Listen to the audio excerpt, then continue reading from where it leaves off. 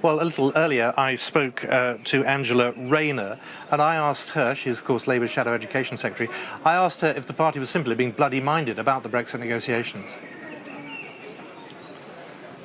We're not. We're about making sure that we get the best possible future for Britain. We had a manifesto that I think resonated with the general public. It was about making sure that we didn't have a hard Brexit. Theresa May stood on a platform of even a bad deal, she'd have no deal rather than a bad deal, which was of course a bad deal. So we didn't want to see a hard Brexit. I think we've got a mandate actually to hold the government to account on that. David Davis has already curled over and let them tickle his belly this week. So I'm really worried and concerned about the weak and wobbly government that we've got at the moment currently. But isn't your party split even more, perhaps, than the Tories? You've got Jeremy Corbyn saying no single market, no customs union, and that earlier today Chuck Ramona saying no, we must stay in the single market.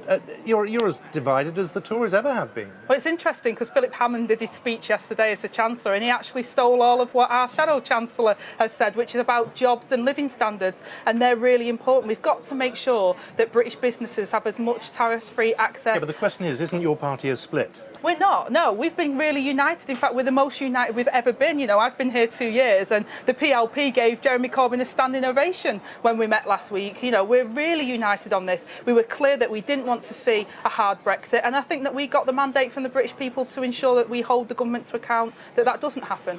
Do you think you do? Don't you perhaps feel that, having been on the doorsteps during the election campaign, the public actually want Brexit, they want the government to get on with it, they want it to be as unified with other parties as possible, that actually the time for old tribal politics has gone, particularly as obviously no party has a majority? I think you're absolutely right on Brexit. I think going on the doors, it was clear that people had made that choice. We was coming out of Europe and that's it, and they wanted us to get on with it. I think you're absolutely right. But they were also concerned and said, well, hang on a minute, we didn't vote for us to be worse off. You know, we were told that we'd get £350 million a week for our NHS. They took that bus away, and Theresa May has now made it her campaign strong and stable bus, which shows you where we went with that. So the public don't want that. They want to see us moving on with that, but they also wanted to see their education funding. They want to see the National Health Service and the police force being funded. We've seen the public sector and austerity and what's that done to our public services and to our prosperity as Britain. They want an end to that, and they want to see investment so that British jobs are available in the future and that we support our businesses going forward.